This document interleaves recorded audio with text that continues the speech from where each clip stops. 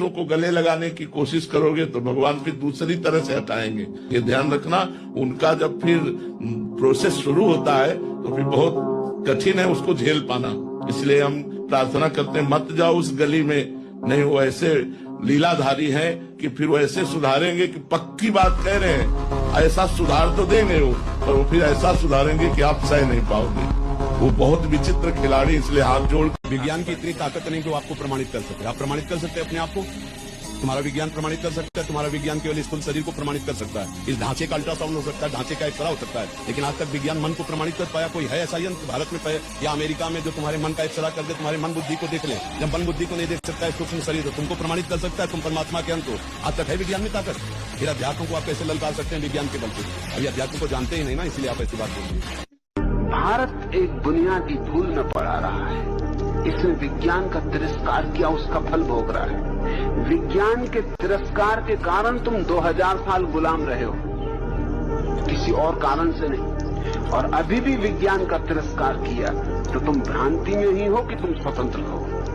तुम्हारी स्वतंत्रता 2 मिनट में मिटाई जा सकती। क्या करोगे तुम अणु बम के मुकाबले? क्या करोगे तुम हाइड्रोजन बम के मुकाबले? तुम्हारी स्वतंत्रता दूसरों की कृपा पर निर्भर है, ख्याल रखना। तुम्हारी स्वतंत्रता 2 क्षण में मिटाई जा सकती है। और हमें शर्म भी नहीं आती ये कहते हुए कि फिरंगियों ने हमें गुलाम किया। तो तुम गुलाम हुए क्यों? इतना बड़ा देश, 40 करोड़ का देश, कुल 3 करोड़ संख्या वाले देश का गुलाम हो गया। चुल्लू भर पानी में डूब मरो, इसके पहले कि इस तरह के प्रश्न पूछो। शर्म भी नहीं आती। 40 आदमियों को 3 आदमी गुलाम बना ले और फिर भी गाली दे कि इन दुष्टों ने हमें गुलाम बना लिया। तो तुम करते क्या रहे? तुम बाहर झोंकते रहे। भगवान को नहीं मानते? नहीं मानते। किसको मानते हो? किसी को नहीं। किसी को नहीं मानते? तो ऐसा क्या पढ़ लिया कि किसी को नहीं मानते? 10वीं पढ़े हो अभी? यहाँ इंटर है। अच्छा, यहाँ तक आते आते आप किसी को नहीं, तो अपने बाप को भी नहीं मानते? ऐसा नहीं है। अभी तो आपने बोला किसी को नहीं मानते। मतलब भगवान में किसी को नहीं मानता। भगवान क्यों नहीं मानते? भगवान को काल्पनिक है। आपकी आंखें काल्पनिक है कि सही है? सही है। भगवान है भी, ये भी तुम्हें पता है। कोई प्रमाण है तुम्हारे पास भगवान के होने का? आज तक कोई प्रमाण नहीं दे सका है। और जो भी प्रमाण दिए गए सब खंडित किए जा सकते हैं। जरा से तर्क की जरूरत है, जरा सी बुद्धि की जरूरत है। इतनी गरीबी है दुनिया में, इतनी बीमारी है दुनिया में, आधी से ज्यादा दुनिया भूख से मर रही है। और तुम कहते हो भगवान सर्वशक्तिमान। इसका तो मतलब ये हुआ कि वो इसी तरह चाहता है कि हो। ये भिखमंगे सड़कों पर, ये बिना दूध मिले हुए बच्चे, ये चारों तरफ फैली हुई भुखमरी। हिंदुस्तान में एक क्रांति की जरूरत है कि शूद्र तो कह ही दें कि अब हम हिंदू नहीं हैं, लेकिन बहुत से वे लोग जो शूद्र नहीं हैं और बुद्धिमान हैं, वे भी कह दें कि हम हिंदू नहीं हैं। और बहुत से वे लोग जो बुद्धिमान हैं कह दें कि हम मुसलमान नहीं हैं। बहुत से वे लोग जो बुद्धिमान हैं कह दें कि हम जैन और ईसाई नहीं हैं, हम आदमी हैं। और अगर हमें खोज लगनी है सत्य की, अगर हमें प्रभु को खोजना है तो हम खोजेंगे, लेकिन हिंदू के मंदिर में नहीं, मुसलमान के मंदिर में नहीं। इतनी बड़ी दुनिया उसका मंदिर है, हम यहीं खोजेंगे। हम क्यों किसी मंदिर की बंद दीवारों के भीतर जाएं? इतना विराट मंदिर है उसका, हम इसका दर्शन यहीं करेंगे। लेकिन इसकी हिम्मत शूद्र भी नहीं जुटा पाते। वो भी कहते हैं हम हरिजनों को अधिकार दो, हम हरिजनों को जगह दो। मंदिर भगवान जी को देखा नहीं है तो कैसे माने? हमारे खुद तुमने भगवान को नहीं देखा तो तूने अपने को देखा है? क्यों मानता है तू अपने को? देखा है? ये तो ढांचा है, तूने देखा। अपने को देखा? अपने को देखा किसी ने?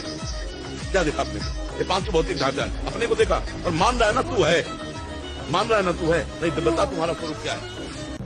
तुम जाते हो पंडित से पूछते हो संसार को किसने बनाया? वो कहता भगवान। तो फिर तुम पूछते ही चले जाओगे, वो कोई भी जवाब दे तुम पूछोगे उसको किसने बनाया। अगर गौर से देखो तो तुम्हारे पहले सवाल का जवाब दिया नहीं गया है। पंडित ने तुम्हें सिर्फ संतुष्ट कर दिया क्योंकि तुम बहुत बुद्धिमान नहीं। प्याज और लहसुन में दोष का है, वो जमीन में उगता है जैसे आलू उगते हैं, मूली उगता है, वैसे तो हमारे जो भाव दूर करें। प्याज और लहसुन इसलिए नहीं पाई जाती क्योंकि प्याज और लहसुन का जन्म गंदगी से हुआ, राक्षस के मल से हुआ। क्योंकि शास्त्रों के अनुसार प्याज की उत्पत्ति कुत्ते के अंडकोश से है और लहसुन की उत्पत्ति कुत्ते के नख से। जो गौ माता है उसके जहाँ हड्डी गिरी वहां से लहसुन उगा और जहाँ फ्लैश गिरा वहां से प्याज उगा। तो इसलिए अगर हम प्याज लहसुन खा रहे हैं तो बेसिकली हम गौ माता की हड्डी और मांस खा रहे हैं उसकी। क्योंकि लहसुन प्याज का भोग भगवान को इसलिए नहीं लगता क्योंकि जब राहु ने समुद्र मंथन का अमृत पिया तो राहु ने पिया तो भगवान ने उसका सिर काट दिया, तो उसके एक बूंद तो अंदर चली गई जिसको केतु कह दिए, पर 2 बूंद और थी जो जमीन में गिर गई, तो 1 बूंद लहसुन बन गई, 1 बूंद प्याज बन गई। कमाल कर दिया। थोड़ी तो अकल का उपयोग करो। तुम्ही सबको देख के तुम भैंस को बड़ा कहने लगे, अकल से भी बड़ी भैंस। हे काशी निवासी तुकाराम, ये सब पुतला बनाकर। तो पहली तो बात, पार्वती ने जैसे जन्म भर से स्नान न किया होगा, इतना मैल कि उससे एक पुतला बन जाए। जरा पार्वती की हालत तो देखो, जैसे जन्मों से न नहाई हो, जैसे धूल और मिट्टी में ही लोटती पलोटती रही हो, और कहीं मैल के पुतलों से जीवन पैदा होता है। क्या बचकानी बातें, मगर अद्भुत है हमारा देश। इस तरह की व्यर्थ की बातों को पूजे चला जाता। जो लोग इस तरह की बातों को मान के चलेंगे, इनसे क्या तो विज्ञान का जन्म होगा और क्या धर्म का जन्म होगा। इनके जीवन में कभी भी कोई क्रांति नहीं हो सकती। कोई आज की मूर्ता नहीं, बड़ी पुरानी, बड़ी प्राचीन, इसकी जड़ें बड़ी गहरी, और इसे काटना हो तो पीड़ा तो होगी। मैं किसी भी मूर्ता को स्वीकार करने को राजी नहीं, चाहे वो कितने ही महत्वपूर्ण शास्त्र में लिखी हो। और फिर भगवान शिव, एक तरफ तो कहते हो कि वो त्रिकालज्ञ, और उनको भी गणेश के रोकने पर संदेह हो गया। संदेह तो बड़ी ही क्षुद्र मनोदशा है। संदेहग्रस्त व्यक्ति को तो हम धार्मिक भी नहीं मानते, और भगवान को तुम कहते हो वो सर्वव्यापी, सब कालों को जानने वाला, सबका ज्ञाता। उसको कैसे संदेह होगा कि पार्वती ने अपने शरीर से मैल निकाल के पुतला बना लिया, प्राण फूंक दिए। देवी देवता भी तुम्हारे आदमियों से बहुत भिन्न नहीं, वही ईर्षा, वही संदेह। अब ये क्या देवता हुए? फिर जरा भी उन्होंने पूछताछ भी नहीं की, गर्दन ही काट दी। ऐसी हिंसक वृत्ति। मगर आश्चर्य तो यह है कि इन देवताओं को तुम अब भी पूज रहे हो, 20वीं सदी में भी पूज रहे हो।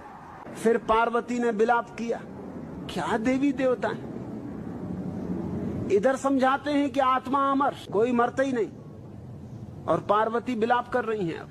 और महादेव जी के साथ रहते रहते जिंदगी गुजर गई। इनको अकल ना आई तो तुम महादेव की मूर्ति के सामने सिर पटक पटक के सोचते हो अकल आ जाएगी। अब विलाप कर रही, और विलाप क्या करना है जब मिट्टी के ही पुतले में सांस फूंकी थी। अरे तो फिर 2-4 महीने बाद नहा लेना था, हाथ का ही मैल था, इसमें रोना धोना क्या है?